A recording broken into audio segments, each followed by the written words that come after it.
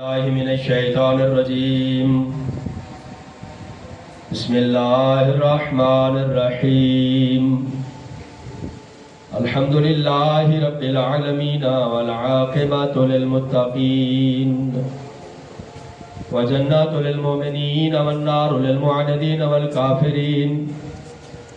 الحمد لله الذي جعلنا من المتمسكين بولایت علی بن ابی طالب و اولاد المعصومین.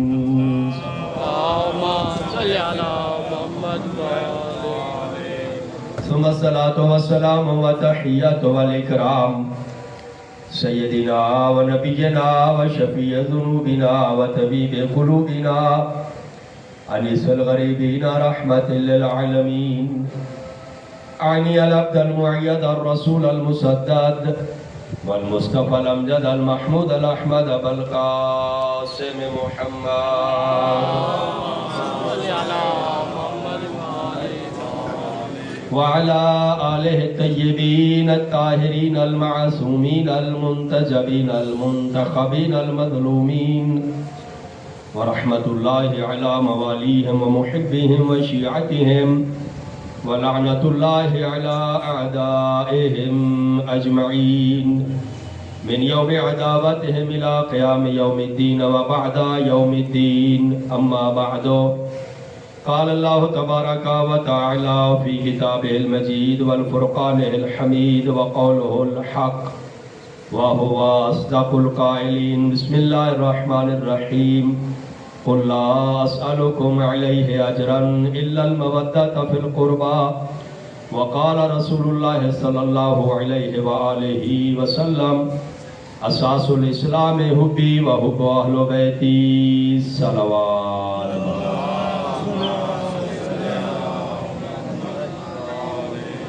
التماس سورہ فاتحہ کے لیے جناب حجت الاسلام استاد معظم قبلہ قاضی غلام مرتضیٰ صاحب، والد محمد علی، والدین دوست محمد، والدین محمد الیاس، جملہ مومنین و مومنات مرحومین کے لیے فاتحہ اور 3 دفعہ سورہ اخلاص کی تلاوت فرمائیں. بسم اللہ الرحمن الرحیم. الحمد للہ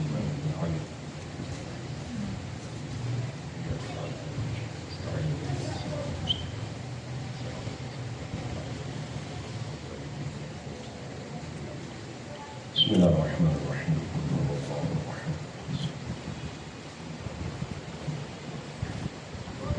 اللہم اغفر للمؤمنین والمؤمنات والمسلمین والمسلمات. باری اللہ ہمارے گناہوں سے درگزر فرما، ہمارے مرحومین کی مغفرت فرما.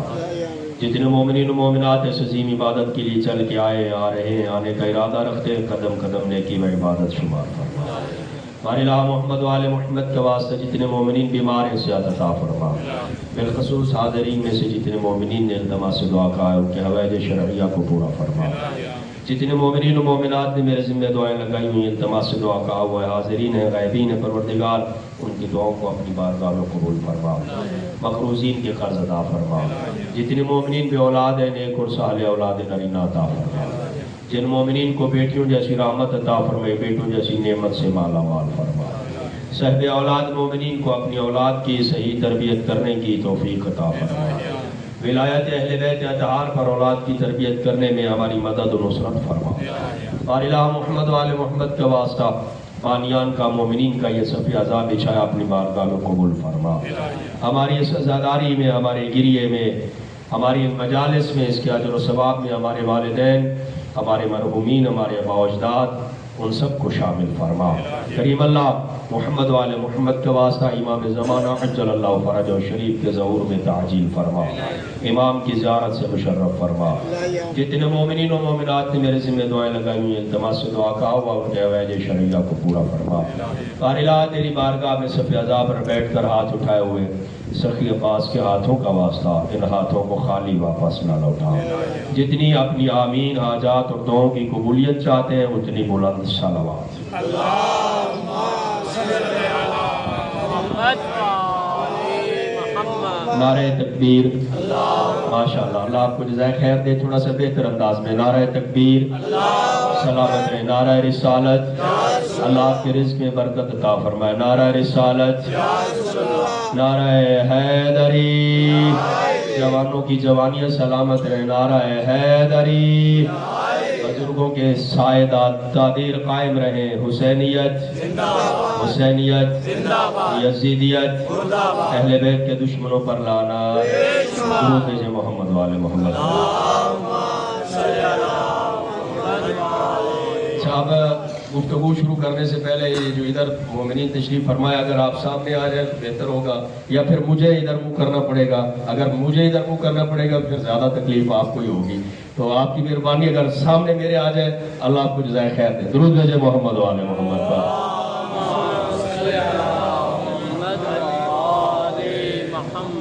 सामीन मुहतरम मवालियान हैदर करार व मुहिब्बान अहले बैत अज़ादारान शुहदाए करबला, अल्लाह का शुक्र अदा करते हैं कि उस करीम अल्लाह ने हमें मोहम्मद व आले मोहम्मद की मोहब्बत अता फरमाई है। मोहम्मद व आले मोहम्मद की मोहब्बत वो अजीम गौहर है, वो कीमती ख़जाना है जो अल्लाह हर किसी को अता नहीं करता है। रावी जनाब अबू बसीर है, और अबू बसीर वो रावी है जिनके बारे में मेरे छठे इमाम ने फरमाया है कि अगर अबू बसीर जैसी शख्सियत न हो तो आसार नबूवत मिट जाते। आज अगर आसार नबूवत बाकी है, आसार इमामत बाकी है, तो अबू बसीर जैसी शख्सियत की वजह से है। जनाब अबू बसीर कहते हैं, मेरे छठे इमाम ने फरमाया, अल्लाह सारी नेमतें हर किसी को अता करता है। अल्लाह किसी से खाना नहीं रोकता, अल्लाह किसी का रिज्क नहीं रोकता, अल्लाह किसी का पानी नहीं बंद करता। ये इंसान है जो किसी के पानी और रिज्क बंद कर देता है, अल्लाह नहीं बंद करता है। अल्लाह किसी का खाना, किसी का रिज्क बंद नहीं करता। जो उसकी तौहीद का इकरार करता है, अल्लाह उसे भी अता करता है। जो उसकी तौहीद का इकरार नहीं करता, अल्लाह उसे भी अता करता है। और मेरे आका फरमाते हैं, लेकिन एक ऐसी नेमत है जो अल्लाह हर किसी को अता नहीं करता, उसे अता करता है जिस पे वो राजी हो जाता है। मेरे आका फरमाते हैं, वो एक नेमत ऐसी जो अल्लाह हर किसी को अता नहीं करता, उसको अता करता है जिस पे वो खुद राजी हो जाता है। जनाब अबू बसीर अर्ज करते हैं, फरजंद रसूल वो कौन सी नेमत है कि सारी नेमतें हर किसी को देता है? वो एक नेमत जो हर किसी को अता नहीं करता, वो कौन सी नेमत है? मेरे छठे इमाम फरमाते हैं, वो हम अहले बैत की विलायत और मोहब्बत की नेमत है। वो हमारी विलायत है, वो हमारी मोहब्बत है जो अल्लाह हर किसी को अता नहीं करता। और मेरे आका फरमाते हैं, जिस पे वो राजी हो जाता है, फिर एक अब्र करम उस पे बरसाता है, और जब वो अब्र करम उस पे बरसता है तो फिर माँ के पेट में बच्चा भी उससे इस्तिफादा कर रहा होता है। माँ के पेट में बच्चा भी उससे फायदा उठा रहा होता है। ये आले मोहम्मद की मोहब्बत, ये जो अल्लाह ने हमें अता की है, ये बड़ा कीमती गौहर है। आज एक किताब में पढ़ रहा था, हयात इमाम हुसैन अलैहिस्सलाम में, मेरे आका इमाम हुसैन अलैहिस्सलाम फरमाते हैं, हमारी मोहब्बत का एक फायदा ये है कि अल्लाह हमारी मोहब्बत के सदक़े में हमसे मोहब्बत करने वाले के गुनाहों को ऐसे गिरा देता है जैसे दरख्तों से पत्ते झड़ जाते हैं। जो हमसे मोहब्बत करता है, जो हमसे हमारी मोहब्बत रखता है, हमारी विलायत और इमामत का इकरार करता है, अल्लाह उसके गुनाहों को ऐसे माफ कर देता है जैसे खिजा में दरख्तों के पत्ते झड़ जाते हैं। ये मोहब्बत, ये नेमत जो अल्लाह ने हमें अता की है, ये बड़ा कीमती है। इसकी हिफाजत भी करना पड़ती है। अल्लाह जो चीज अता करता है, कोई भी चीज है, अल्लाह कोई चीज अता करे या कोई और चीज कोई अता करे तो उसको बचा के रखना पड़ता है, उसकी हिफाजत करना पड़ती है। छठे इमाम के पास एक शख्स आया और आके कहने लगा, फरजंद रसूल दुआ फरमाए कि अल्लाह हमें जन्नत अता कर दे। तवज्जो फरमाएंगे, अल्लाह हमें जन्नत अता करे। मेरे आका ने फरमाया, तू जन्नत में मौजूद है। कहने लगा, फरजंद रसूल कैसी जन्नत, ये तो दुनिया है, मैं दुनिया में रह रहा हूँ। मेरे आका ने फरमाया, क्या तेरे दिल में हम अहले बैत की मोहब्बत नहीं है? क्या आले मोहम्मद की मोहब्बत और विलायत नहीं है? ये हमारी मोहब्बत ही तो तुम्हें जन्नत पहुंचाएगी। फरमाया, तुम जन्नत में मौजूद हो, ये दुआ किया करो तुम्हें इस जन्नत से कोई निकाल न दे। बुलंदर हदिया सलावत।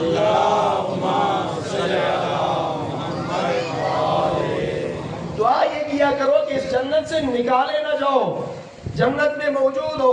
اللہ جو نعمت عطا کرتا ہے اس نعمت کو بچا کے رکھنا چاہیے۔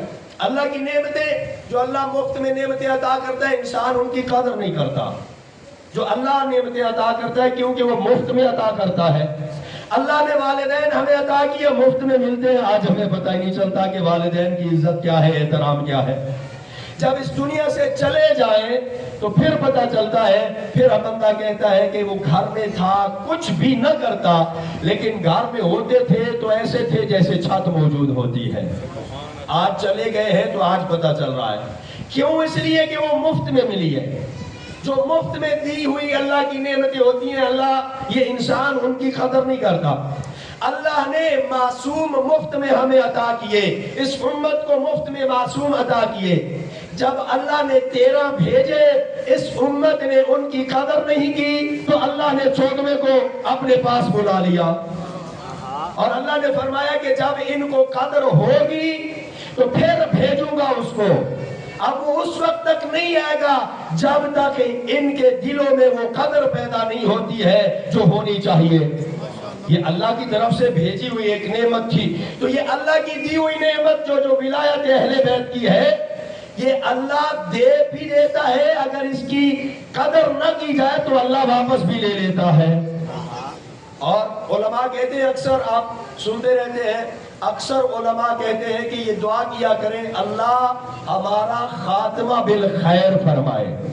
اور میرے استاد محترم کا جملہ ہے، وہ فرماتے ہیں یاد رکھو آل محمد کی محبت پہ جینا کمال نہیں، آل محمد کی محبت پہ مرنا کمال ہے۔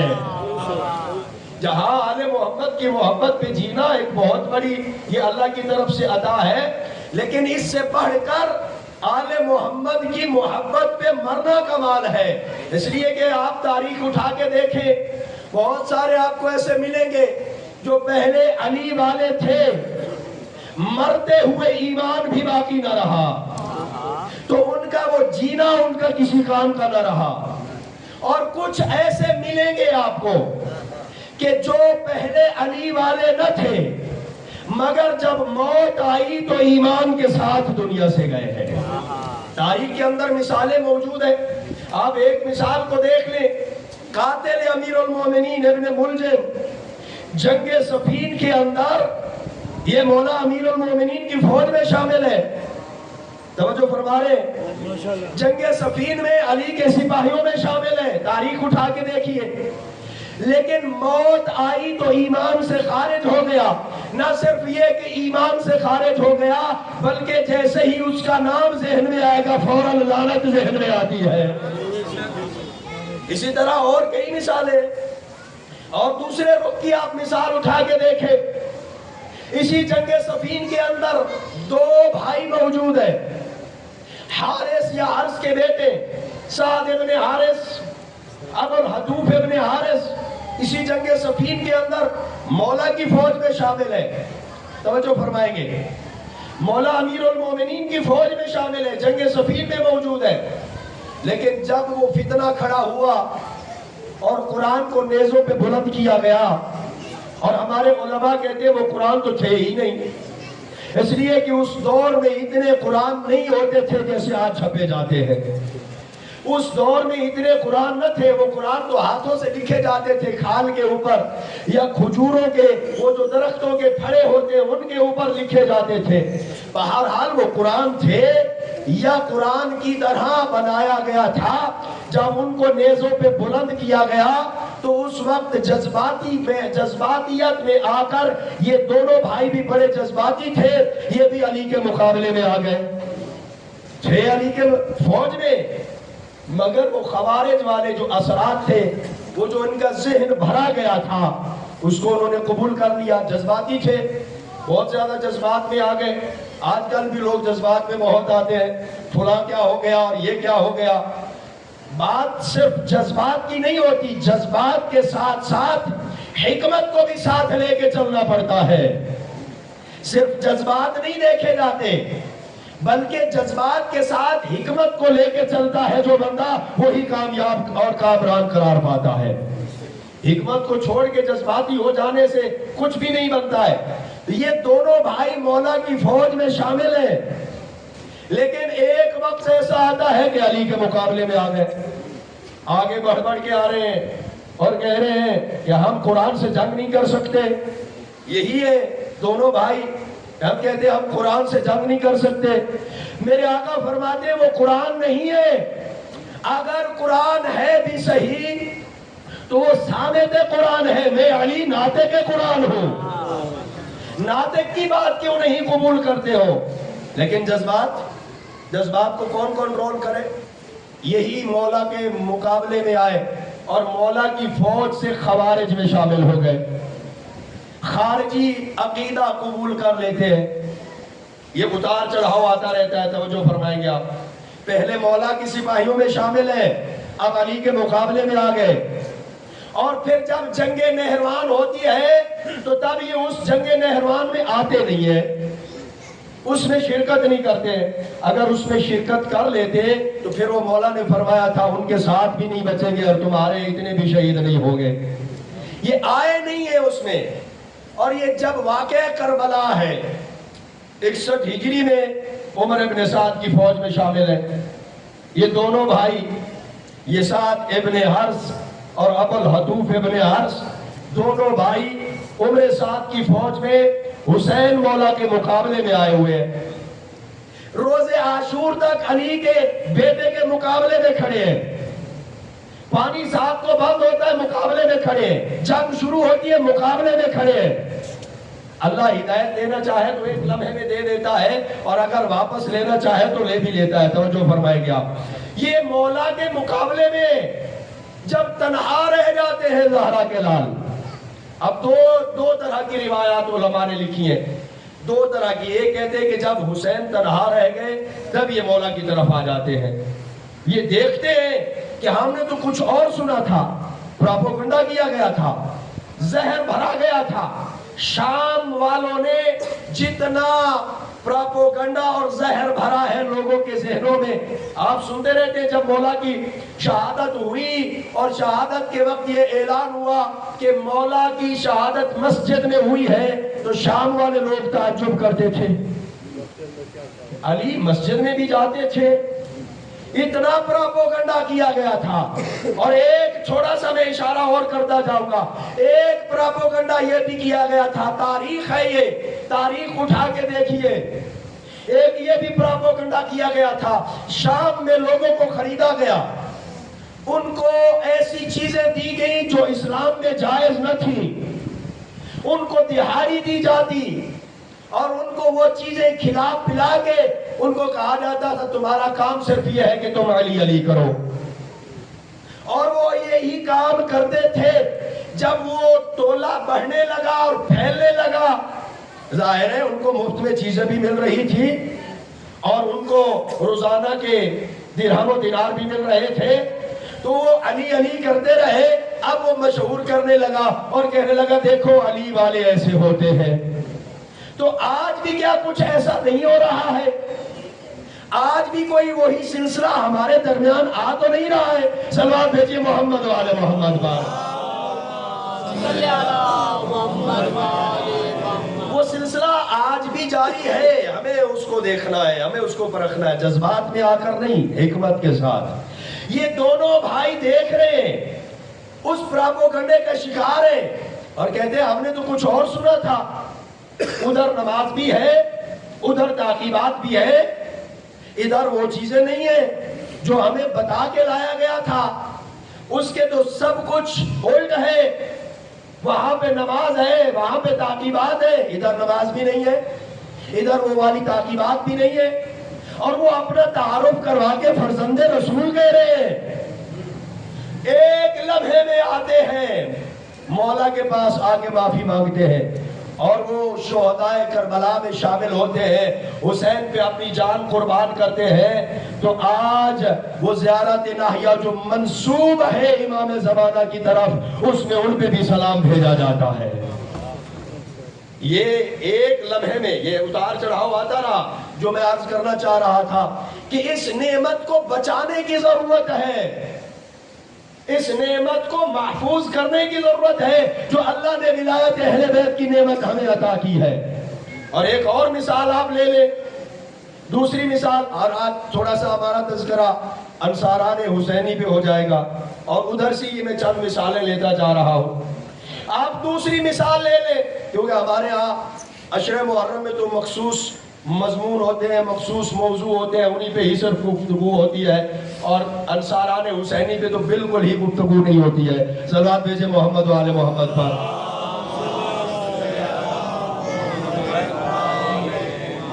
آپ دوسری مثال لے لیں، میرا موضوع آپ ذہن میں رکھیے گا کہ اس نعمت کو بچانا ہے، اس کی حفاظت کرنی ہے۔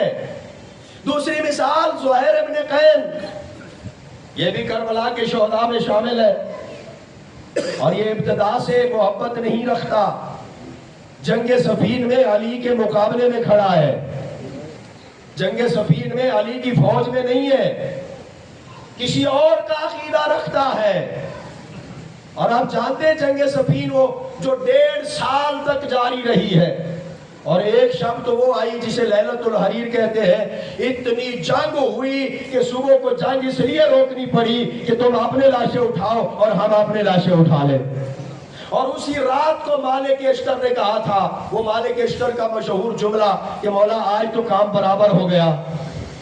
توجہ فرما رہے ہیں، وہ مالک اشتر کون ہے؟ مالک اشتر وہ مالک اشتر کے جس کی شہادت کے بعد مولا امیر المومنین رو کے کہتے تھے اینا اینا مالک، اے مالک تو کہاں چلا گیا؟ وہ مالک کے جس کو سامنے بٹھا کے علی کہہ رہے ہیں اے مالک بتا تجھے معلوم ہے کہ علی تیرے اوپر کتنا اعتماد کرتا ہے؟ مالک عرض کرتے ہیں کہ امیر المومنین ہی بہتر جانتے ہیں۔ میرے آقا فرماتے ہیں اے مالک، جتنا اعتماد رسول مجھ علی پہ کرتے تھے اتنا اعتماد علی تجھ مالک پہ کرتا ہے۔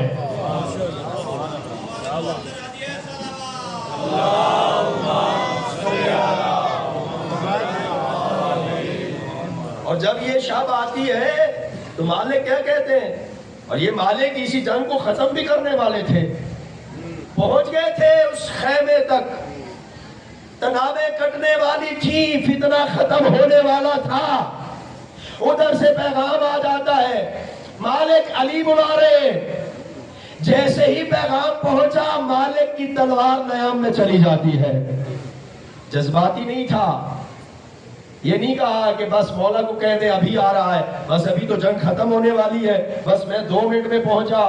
توجہ فرمائیں گے، اور ہمیں بھی اپنے آپ کو ایسا بنانا ہے کہ جب فرزند رسول آ جائیں، حسین کا آخری بیٹا آ جائے اور وہ ہمیں بلائے تو پھر ہم یہ نہ کہیں کہ 2 منٹ میں آ رہے ہیں، بلکہ مالک کی طرح ہمارا کردار ہونا چاہیے، مالک اشتر کی طرح۔ یہ واقعات ایسے نہیں ہے کہ ادھر سے سنیں اور ادھر سے نکالیں، یہ ہمیں اپنے کردار کو بدلنے کے لیے یہ واقعات بیان کیے جاتے ہیں، سنے جاتے ہیں، سنائے جاتے ہیں۔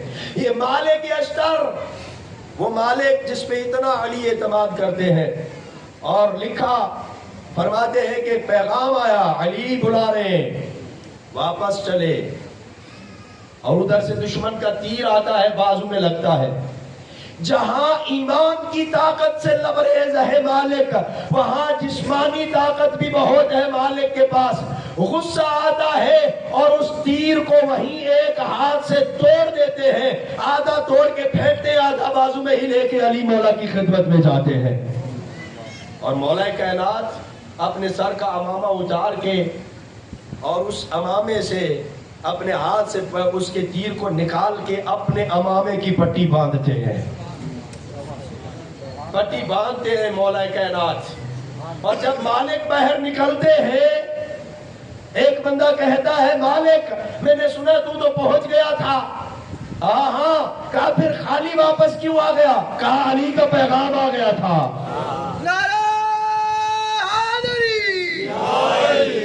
کہا علی کا پیغام آ گیا تھا۔ کہنے لگا آپ تھوڑی دیر کے بعد آ جاتے اور علی سے کہتے مولا معاف کر دے، تھوڑی دیر ہو گئی۔ کیا خوبصورت جواب دیا مالک اشتر نے۔ مالک کہنے لگا علی کا شیعہ وہ نہیں ہوتا جو غلطی کر کے معافی مانگے، علی کا شیعہ اطاعت کرنے والا ہوتا ہے۔ علی کا شیعہ محمد صلوات علی کا شیعہ وہ ہوتا ہے جو اطاعت کرتا ہے، جو پیروی کرتا ہے. یہ مالک ہے، اور اسی وہ جنگ صفین میں کہہ رہا ہے کہ مولا آج تو برابر ہو گیا کام. میرے آقا نے فرمایا کیسے؟ کہنے لگا مولا جتنے آپ نے قتل کیے اتنے میں نے ہی مارے ہیں. اس سے پہلے جب مقتول گنے جاتے تھے تو کثرت سے علی کی تلوار سے مارے ہوئے ہوتے تھے. اس رات کو کہتا ہے مولا جتنے آپ کے ہاتھوں مارے گئے اتنے میرے ہاتھوں مارے گئے. میرے آقا نے شاباش دی، اور شاباش دے کے کہا مالک تو بڑا بہادر ہے، لیکن مالک تیری تلوار اور علی کی تلوار میں ایک فرق ہے. مولا کیا فرق ہے؟ آپ کی تلوار بھی چلتی گردنیں کاٹتی ہے، میری تلوار بھی چلی گردنیں کاٹی. میرے آقا نے فرمایا فرق یہ ہے کہ جب تیری تلوار چلتی ہے جو تیرے سامنے آتا ہے تیری تلوار اس کی گردنیں اڑا دیتی ہے، جو علی کے سامنے آتا ہے علی اس کی پشت میں دیکھتا ہے کہیں اس کی پشت میں محبت اہل بیت رکھنے والا تو نہیں ہے. اور یہاں تک بھی بعض نے تو لکھا کہ مولا نے فرمایا کہ علی اس کی 7 پشتوں میں دیکھتا ہے کہ اگر 7 پشتوں میں بھی کہیں محبت اہل بیت رکھنے والا ہو تو علی اسے زندہ چھوڑ دیتا ہے. نعرہ تکبیر، اللہ اکبر، نعرہ رسالت، نعرہ حیدری، محمد والے محمد بلندتر صلوات.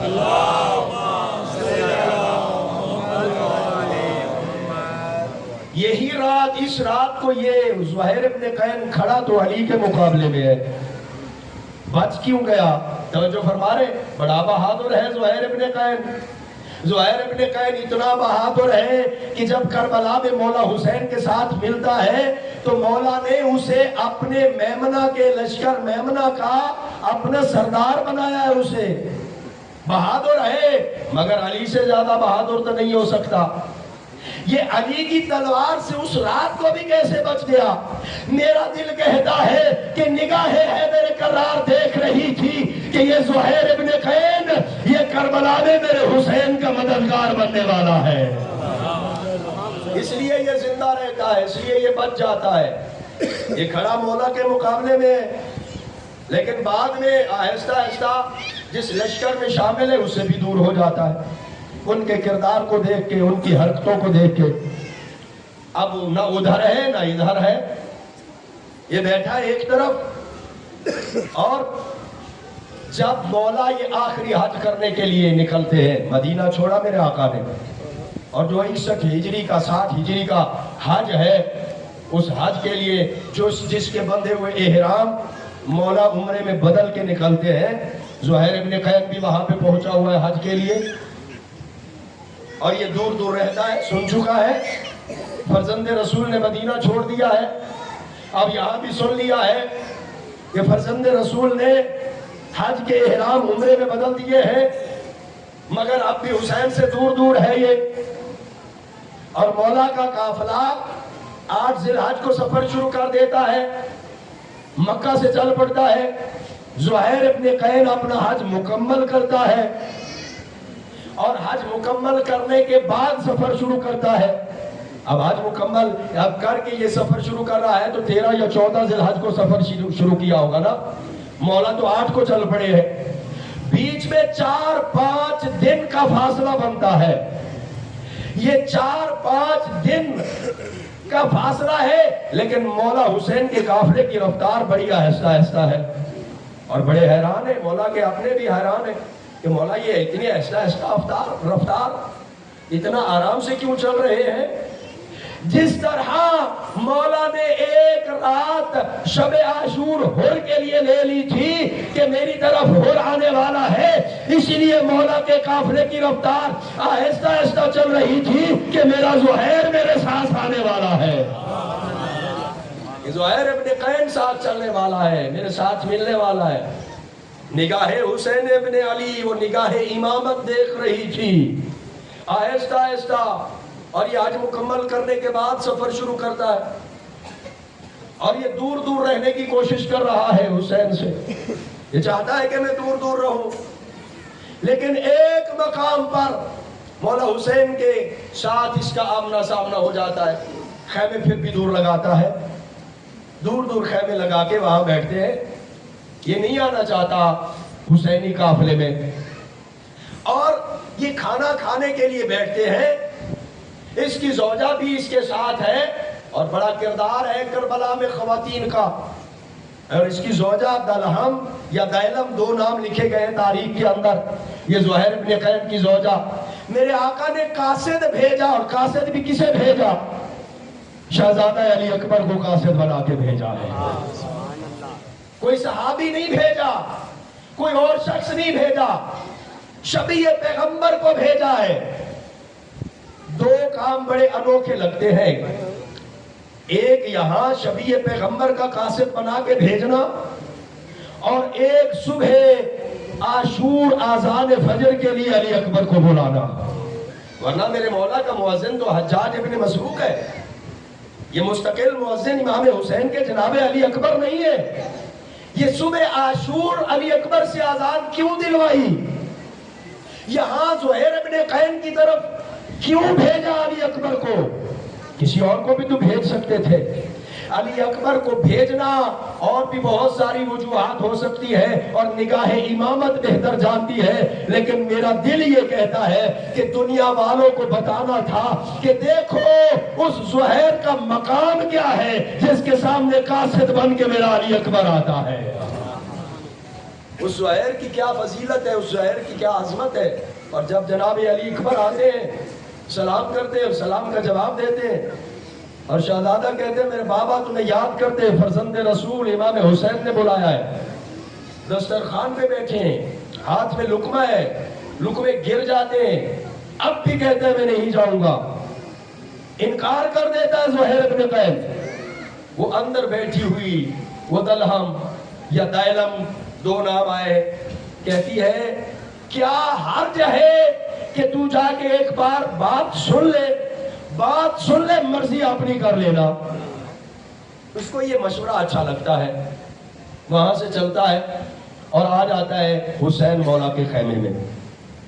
تاریخ نہیں بتا سکتی ہے کہ کیا گفتگو ہوئی ہے, اس لیے کہ خیمے میں یا زہرا کے لال تھے یا زہیر ابن قین تھے. کوئی اور خیمے میں نہیں ہے, کسی کو معلوم نہیں ہے کہ کیا گفتگو ہوئی ہے, اور قیامت تک کسی کو معلوم نہیں ہوگی اگر امام زمانہ نہ بتا دے تو. ہاں وہ بتانا چاہے تو بتا سکتے ہیں, ورنہ قیامت تک کسی کو معلوم نہیں ہوگا کہ کیا گفتگو ہوئی ہے.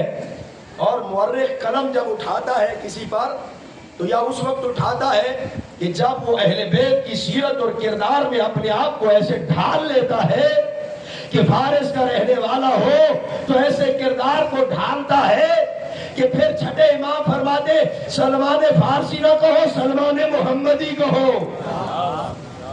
یا پھر اس کے اوپر مورخ قلم اٹھاتا ہے جو دشمنی اہل بیت میں حد سے آگے بڑھ جاتا ہے, اور پھر جب قلم اٹھاتا ہے نا تو پھر وہ نقشے کھینچتا ہے, پھر اس کی ایک ایک حرکت کو لکھتا ہے. پھر اس کو یہ بھی پتا چل جاتا ہے کہ حلال زادہ کون ہے, حرام زادہ کون ہے. صلوات بھیجے محمد والے محمد پر.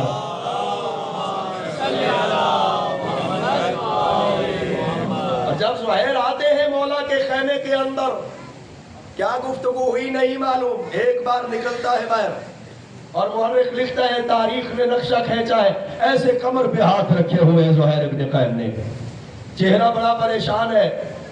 تھوڑی دیر کے بعد واپس خیمے میں جاتا ہے, اور پھر جب خیمے سے نکلتا ہے تو گیا تھا تو پریشان تھا, جب اب خیمے سے نکلا ہے تو اب اس کا چہرہ چاند کی طرح چمک رہا ہے. اب واپس آتا ہے گھوڑا دوڑا کے اپنے اہل و عیال کے پاس, اپنی زوجہ کے پاس, اور یہ قبیلے کا سردار تھا, بڑا تھا اپنے قبیلے کا, ساتھ کچھ اور لوگ بھی تھے, کچھ غلام بھی تھے. آگے اعلان کرتا ہے اور کہتا ہے آج سے زہیر کا راستہ وہی ہے جو حسین ابن علی کا راستہ ہے. آج سے زہیر ادھر جائے گا جہاں حسین ابن علی جائے گا, اس لیے کہ زہیر کو صراط مستقیم مل چکی ہے. کہا میں تمہیں آزاد کرتا ہوں, تم جہاں جانا چاہو جا سکتے ہو. اور اپنی زوجہ سے بھی کہتا ہے میں تمہیں بھی آزاد کرتا ہوں. اس لیے کہ زندگی میں جتنی نعمات تھی میں تمہیں جتنی خوشیاں دے سکتا تھا دی، اور اب وہ وقت آنے والا ہے، ہو سکتا ہے میں تمہیں خوشیاں نہ دے سکوں، اس لیے میں بھی تمہیں آزاد کرتا ہوں، تم بھی آزاد ہو. اور یہ تو پہلے ہی دل میں محبت اہل بیت رکھتی تھی. اور یہ تاریخ میں آپ کو ملے گا کئی ایسی مثالیں کہ زوجہ محبت اہل بیت رکھتی ہے تو شوہر دشمن اہل بیت ہوا. یزید کی زوجہ کو ہی دیکھ لے، خولی کی زوجہ کو ہی دیکھ لے، یہ دشمن اہل بیت ہیں اور ان کی ازواج محب اہل بیت ہیں. اور یہاں بھی کوئی سلسلہ ایسا ہی چلتا آ رہا ہے. یہ تو پہلے سے ہی اہل بیت کی محبت رکھتی ہے. کہا نہیں زہیر ایسا نہیں ہے، جس راستے کا انتخاب تو نے اب کیا ہے اس راستے پہ پہلے سے میں چل رہی ہوں. میرے دل میں تو پہلے ہی فرزند رسول کی محبت ہے. آزاد کر دیا. اور ایک غلام ایک دو شخص پھر بھی آتے ہیں فرزند رسول کی مدد کے لیے زہیر ابن قین کے ساتھ. اور یہی زہیر ابن قین کہ جب فرزند رسول وہ نماز ادا کرنے لگے جو روز عاشور ظہر کی نماز ادا کی ہے، جو اپنے سامنے 3 اشخاص کو کھڑا کیا ہے ان میں ایک زہیر ابن قین کھڑے ہیں. ایک کھڑے ہونے والے زہیر ابن قین ہیں، زخمی ہوتے ہیں، شہید یہاں پہ نہیں ہوئے، شہادت ان کی میدان جنگ میں ہے. دوسرے وہاں پہ کھڑے ہوتے ہیں عابس ابن شبیب شاکری، اور یہ مولا امیر المومنین کے اصحاب میں سے ہے جو یہاں کربلا میں بھی حسین کے اصحاب میں بھی شامل ہے. یہ بھی زخمی ہوتے ہیں، یہ بھی یہاں پہ شہید نہیں ہوتے ہیں، ان کی شہادت بھی میدان میں ہے. تیسرے شخص کھڑے ہوتے ہیں سعید ابن عبداللہ جو اپنے بدن پہ 13 تیر لیتا ہے. تیر آتا ہے اسے سینے پہ لیتا ہے. اور ادھر زہرا کے لال کی نماز تمام ہوتی ہے، ادھر وہ 13 تیر کھا کے زمین پہ گرتا ہے. اور سعید کا سر اٹھا کے میرے آقا اپنے زانوں پہ رکھتے ہیں. ایک جملہ کہتا ہے سعید، اور کیا کہتا ہے؟ کہتا ہے فرزند رسول حلی وفیتو، کیا میں نے حق ادا کر دیا ہے؟ یہ فرزند رسول کے اصحاب ہے، اصحاب ہے حسین کا کیا ہی کہنا. اس لیے میرے آقا فرماتے ہیں جو اصحاب مجھ حسین کو ملے ہیں نہ میرے بابا مصطفیٰ کو ملے ہیں، نہ میرے نانا مصطفیٰ کو ملے ہیں، نہ میرے بابا مرتضیٰ کو ملے ہیں. جو اصحاب مجھ حسین کو ملے ہیں. یہ زہیر ابن قین یہ دوسرے گھرانے سے تعلق رکھتا ہے، لیکن جب موت آئی ہے تو اب ہم اسے سلام کرتے ہیں. زہیر ابن قین ہمارا سلام. اور یہ سلام میں شامل ہے جب بھی تم زیارت عاشورہ پڑھو گے اور کہو گے السلام علی الحسین وعلی علی ابن الحسین وعلی اولاد الحسین وعلی اصحاب الحسین، وہاں زہیر ابن قین پہ سلام کہا جا رہا ہے. پہلے یہ محبت نہیں ہے اس کے دل میں، اس نعمت سے محروم ہے، لیکن جب موت آئی ہے تو اس نعمت کو ساتھ لے کے جا رہا ہے. توجہ فرما رہے ہیں. نعمت ولایت اہل بیت، اس کی حفاظت کرنے کی ضرورت ہے اور اس کو بچانے کی ضرورت ہے. اگر اللہ نے یہ عطا کی ہے تو اس کو بچا کے رکھے. بس ایک اور چھوٹی سی مثال اور آپ کی زحمت تمام کر رہا ہوں. یہ بھی کربلا کے شہداء میں شامل ہے. نام ہے وہاب قلبی، جس پر آج بھی غیر مسلم مسیحی فخر کرتے ہیں اور کہتے ہیں کہ ہمارا بھی شہداء کے کربلا کے شہداء میں شامل ہے. وہ تو یہ کہتے ہیں کہ انہوں نے مسیحت پہ رہ کے فرزند رسول کی مدد کی ہے، لیکن ہماری تاریخیں اور روایات بتاتی ہے کہ اسلام قبول کر لیا تھا. اور یہ صرف 14 دن ہوئے، 17 دن ہوئے اس کی شادی کو. ابھی صرف 17 دن ہوئے اس کی شادی کو. یہ 3 اشخاص، ایک ماں، ایک اس کی زوجہ جو نئی دلہن ہے، اور ایک یہ خود. اور یہ چلتے ہیں جو میں نے 2 کتابوں کے اندر مطالعہ کیا ہے. ایک کتاب میں مجھے نظر آیا کہ یہ وہاں کربلا میں ساتھ ملتے ہیں حسین مولا کے ساتھ، لیکن ایک کتاب میں مجھے نظر آیا کہ کربلا میں نہیں، یہ جب مولا مکہ سے نکلے ہیں راستے میں ایک منزل پہ یہ ملتے ہیں مولا کے ساتھ، اور زیادہ مضبوط یہی روایت نظر آتی ہے کہ یہ راستے میں مولا کے ساتھ ملتے ہیں اور دیکھتے ہیں اور اسلام قبول کرتے ہیں۔ اور جب روز عاشور آتا ہے، توجہ فرمائیں گے، روز عاشور آتا ہے، یہ وہاب قلبی بڑا خوبصورت نوجوان، 24 سال عمر ہے، 17 دن ہوئے ابھی شادی کو، اسلام قبول کر لیا فرزند زہرا کے ہاتھ پر، اور اس کی ماں جس کا نام تاریخ میں قمر لکھا ہے، قمر جس کو چاند کہتے ہیں، کام والشمس والقمر، قمر اس کا نام لکھا ہے۔ ام وہب بھی کہا گیا اس کو، ام وہب اس کی کنیت ہے، یہ تاریخ کے اندر ساتھ ہے۔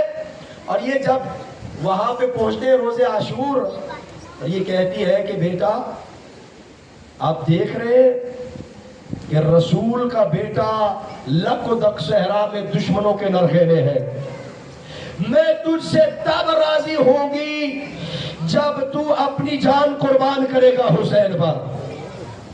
یہ کربلا کی ماں ہے، کربلا کی ماں کو سلام ہے۔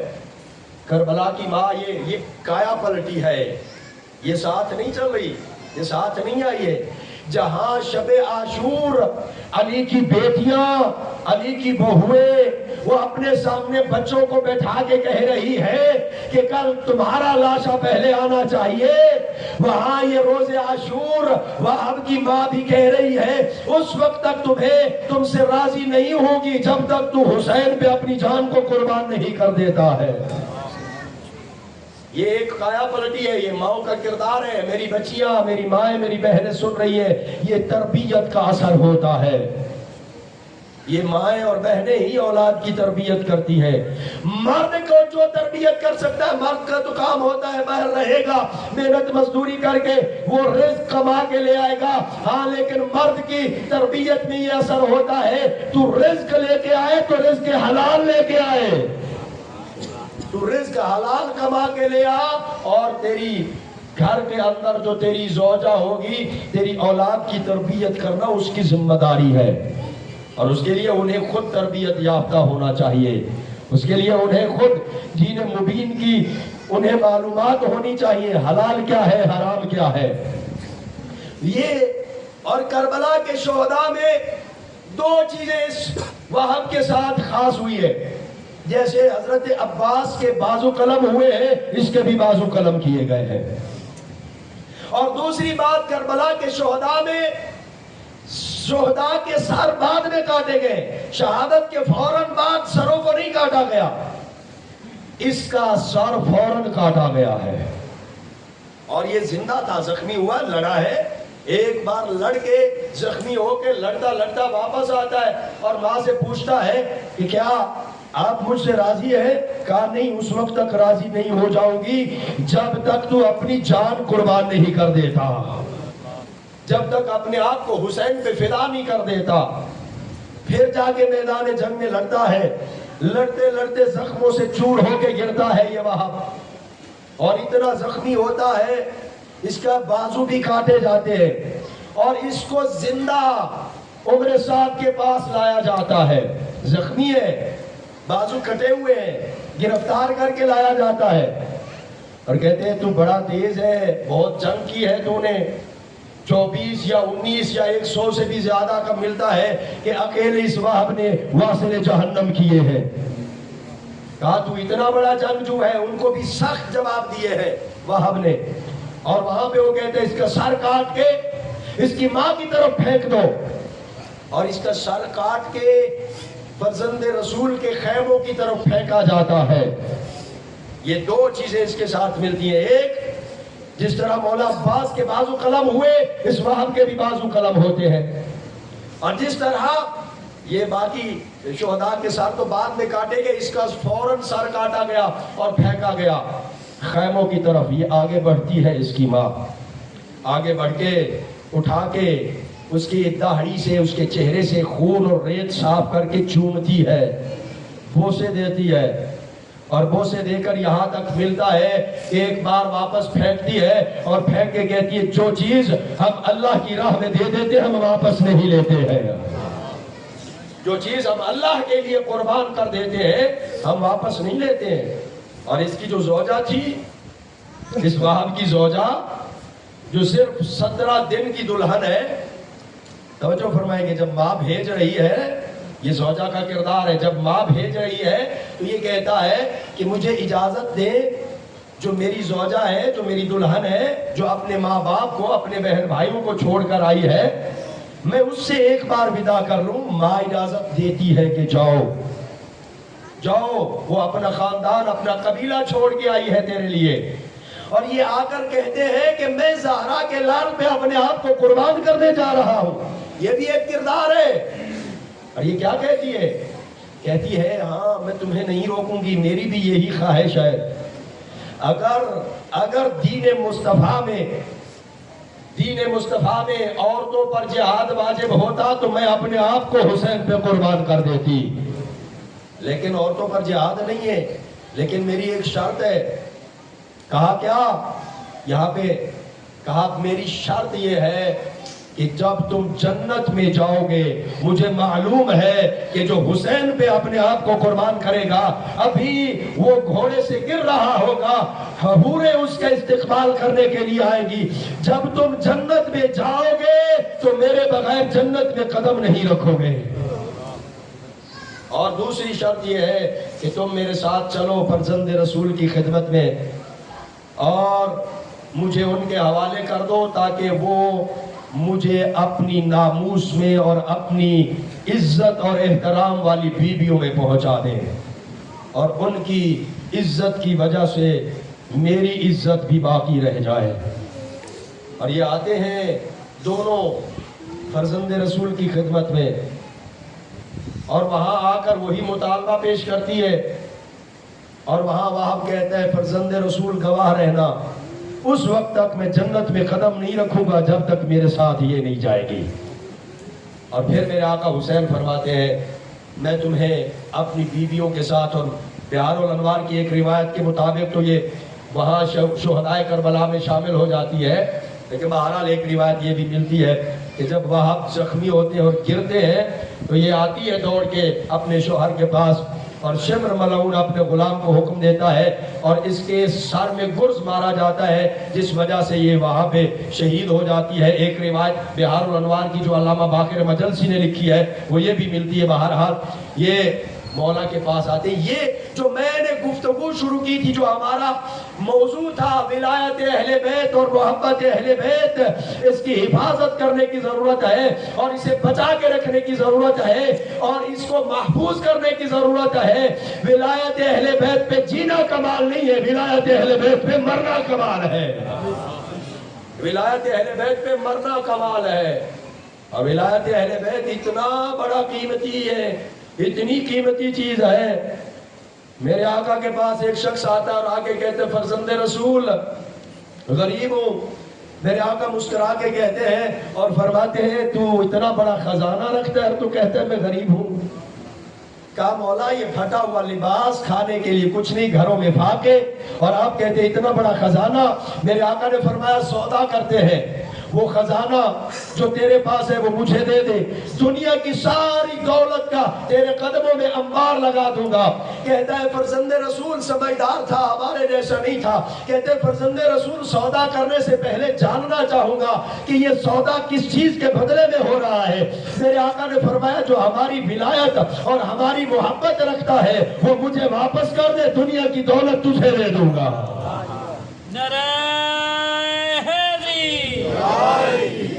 کہنے لگا زہرا کے لال فرزند رسول یہ سودا منظور نہیں ہے، ہم فاقوں میں زندگی گزار سکتے ہیں مگر ولایت اہل بیت کو نہیں چھوڑ سکتے ہیں، محبت اہل بیت کو نہیں چھوڑ سکتے ہیں۔ ہم اپنے جوانوں کے لاشیں تو اٹھا سکتے ہیں مگر علی کی محبت کو نہیں چھوڑ سکتے ہیں۔ ہم ایف آئی آر تو برداشت کر سکتے ہیں، فورس شیڈیول کی صحبتیں تو برداشت کی جا سکتی ہیں، دشمنوں کے تانے تو سنے جا سکتے ہیں، مگر دشمنوں کے تانوں کی وجہ سے نہ علی کو چھوڑ سکتے ہیں نہ اولاد علی کو چھوڑ سکتے ہیں۔ اور یہ وہاب کی زوجہ کہ مجھے پہنچا دیں ان لوگوں میں، ان عزت والی بیویوں میں، تاکہ میری عزت باقی رہ جائے، تاکہ میری عفت باقی رہ جائے۔ میں کہوں گا تمہیں کیا پتا۔ اور یہاں امواج البکا میں لکھا ہے کہ میرے آقا روئے گریہ کیا جب یہ جملہ کہا نا وہب کی زوجہ نے، تو حسین مولا روئے اور گریہ کیا۔ وجہ تو نہیں لکھی آگے کہ میرا دل کہتا ہے اسی لیے روئے ہوں گے کہ تجھے کیا پتا کہ حسین کی شہادت کے بعد ان بیویوں کے ساتھ کیا ہونے والا ہے۔ اجرکم اللہ کہ حسین کی شہادت کے بعد ان بیویوں کے ہاتھوں میں رسیاں آنے والی ہے۔ حسین کی شہادت کے بعد ان بیویوں کے سروں سے چادریں چھینی جانے والی ہے۔ حسین کی شہادت کے بعد ان بیویوں کو قیدی بنا کے بازاروں اور درباروں میں پھرایا جانے لگے گا۔ اور عزادار جب آخری ودا کر کے جانے لگے نا زہرا کے لال، میں نے پڑھا ہے کتاب کے اندر کہ اپنی ابا کو اتارا، ایک ابا ہوتی ہے ایک ابا ہوتی ہے، اس کو پھاڑ کے اپنی بچیوں اور اپنی خواتین کے سروں پہ چادروں کے اوپر پٹیاں باندھنے لگے حسین، اور سوال کیا، کہا بابا یہ آپ ایسا کیوں کر رہے ہیں؟ کہا اگر کبھی کسی مرد کو دوڑنا پڑے اور اس کے سر پہ امامہ ہو تو اس کا امامہ گر جاتا ہے، اور اگر کبھی کسی خاتون کو دوڑنا پڑ جائے اور اس کے سر پہ ردا ہو تو اس کی چادر اتر جاتی ہے۔ میں اس لیے باندھ رہا ہوں مضبوطی کے ساتھ کہ اگر تمہیں دوڑنا پڑے تمہاری چادر محفوظ رہے۔ اجرکم اللہ، اجرکم اللہ، اللہ کرے ان بیویوں کی چادریں محفوظ رہ جائے۔ اور عزادارو جب لوٹا گیا ہے، اعلان ہوا ہے، ادھر اعلان ہوا لوٹو تبرکات علی و بطول، قیدی بنا کے لے چلو آل رسول۔ علامہ یار شاہ صاحب کہا کرتے تھے، فرمایا کرتے تھے، لوگ پڑھتے ہیں اور کہتے ہیں آدھی رات کے وقت اور شام غریبہ کے اندھیرے میں لوٹا ہے علی کی بیٹی کو، رو کے اور ماتم کر کے کہتے تھے، غلط کہتے ہیں وہ، ابھی دن باقی تھا جب لوٹا گیا میری دادی کو۔ اجرکم اللہ، ابھی سفید دن تھا جب لوٹا گیا میری دادی کو۔ اور پھر وہ کہا کرتے تھے، لوگ کہتے پہلے ایک خیمہ جلا، پھر دوسرا جلا، پھر تیسرا جلا۔ علامہ یار شاہ صاحب رو کر کہا کرتے تھے، وہاں ترتیب کہاں رہی تھی، وہاں تو چاروں طرف سے گھیر لیا گیا تھا اور گھیر کے آگ کے شعلے بلند کر دیے گئے تھے۔ اجرکم اللہ، عزادارو یہ بیویاں کوفہ اور شام میں، اور جب آتے ہیں نا قید گزار کے، قید نبھانے کے بعد آتے میرے مولا سجاد، لوگ سوال کرتے تھے اور پوچھتے تھے اور کہتے تھے فرزند رسول سب سے زیادہ مصیبت کہاں پہ آئی؟ تو میرے آقا رو کر ایک ہی جملہ 3 بار دہراتے تھے، کہتے تھے الشام الشام الشام۔ یہ 3 بار الشام الشام الشام کیوں کہا ہے؟ یہ شام کے 3 مصائب یاد کر رہے تھے، الشام بازار شام، الشام دربار شام، الشام زندان شام، ہائے زندان شام، ہائے بازار شام، ہائے دربار شام۔ اجرکم اللہ، اجرکم اللہ، عزادارو میرے آقا فرماتے تھے شام میں مجھ سجاد پہ اتنے مصائب آئے ہیں، 7 ایسی مصیبتیں آئی ہیں مجھ سجاد پر جو کسی اور جگہ پہ نہیں آئی ہے۔ سجاد وہ مصیبتیں نہیں بھول سکتا۔ پوچھا مولا وہ کون سی مصیبتیں ہیں؟ فرمایا شام میں ایک مصیبت ہمارے اوپر یہ آئی، جب ہمیں شام کے دروازے پہ لایا گیا تو ننگی تلواروں سے ہمیں گھیر لیا گیا تھا، ہمیں ننگی تلواروں سے گھیر کے قیدی بنا کے وہاں اس دروازے سے داخل کیا جا رہا تھا، ہمیں نیزے کی انیاں ماری جاتی تھی اور نیزے کی انیوں سے ہمیں وہاں بازار میں لے جایا گیا اور فرمایا ہمیں اس گلی سے اس بازار سے گزارا گیا جس بازار میں یہودیوں کے گھر تھے، جس بازار میں یہودی رہتے تھے، اور جب اس گلی سے اور اس بازار سے گزارا گیا تو ایک بار اعلان کیا گیا اور کہا گیا یہ وہی ہے، اسی کی اولاد ہے جس نے تمہارے آبا و اجداد کو مارا ہے۔ جس نے خیبر میں تمہارے آبا و اجداد کو مارا ہے۔ آؤ جو بدلہ لینے چاہتے ہو، علی کی بیٹیاں بازار میں آ گئی ہے۔ آؤ جو بدلہ لینے چاہتے ہو، اولاد علی بازار میں آ گئی ہے۔ اجرکم اللہ آزادارو، میرے آقا فرماتے ہیں اور ہمارے اوپر ایک مصیبت شام میں یہ مصیبت آئی کہ ہمارے شہداء کے سر وہاں بیویوں کے ساتھ ساتھ رکھے گئے ہیں۔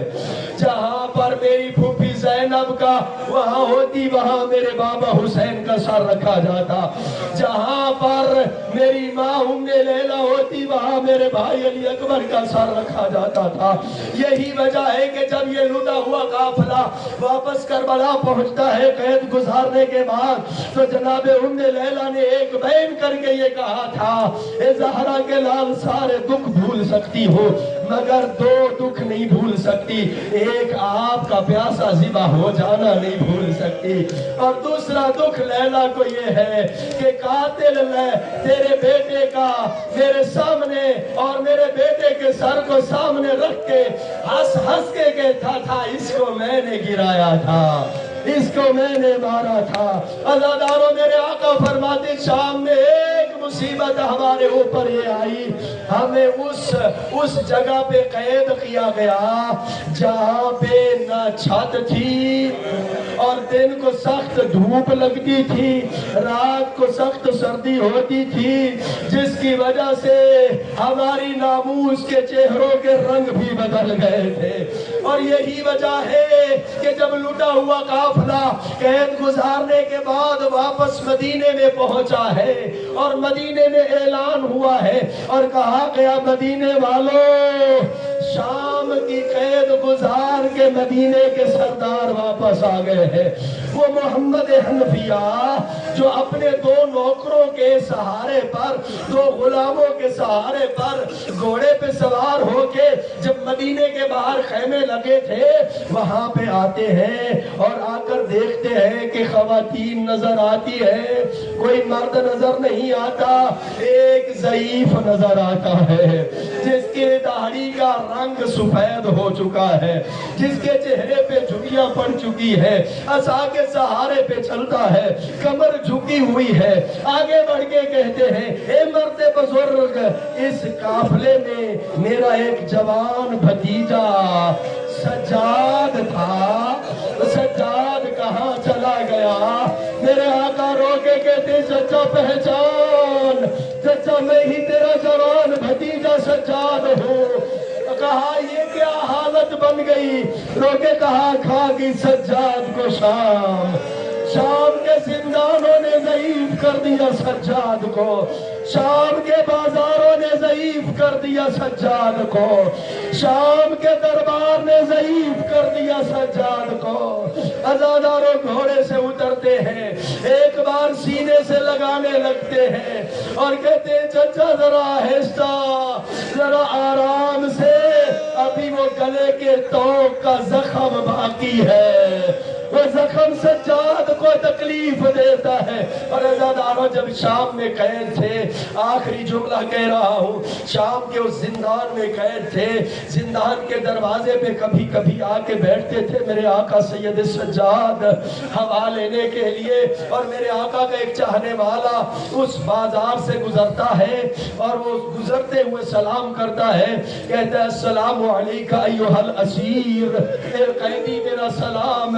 میرے آقا نے ایسے زانوں پہ اپنے ہاتھ رکھے ہوئے ہیں اور اپنا سر رکھا ہوا ہے، ایک بار سر اٹھاتے ہیں اور اٹھا کے کہتے ہیں کسی نے آج تک ان قیدیوں پہ سلام نہیں کیا ہے، تو کون ہے؟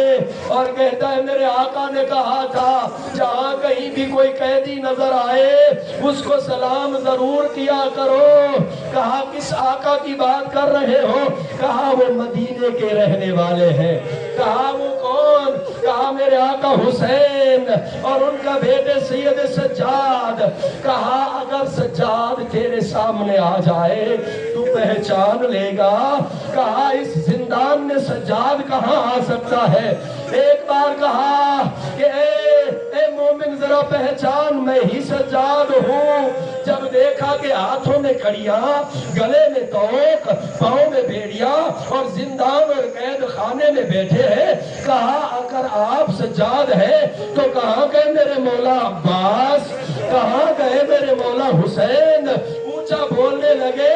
میرے آقا نے کہا آہستہ بول، ذرا اونچا نہ بول، اس لیے کہ میں تنہا قیدی نہیں ہوں، میرے ساتھ علی کی بیٹیاں قیدی ہے، میرے ساتھ رسول کی نواسیاں قیدی ہے۔ انا للہ و انا الیہ راجعون وسیعلمون الذین ظلموا ای منقلب ینقلبون۔ خدایا محمد و آل محمد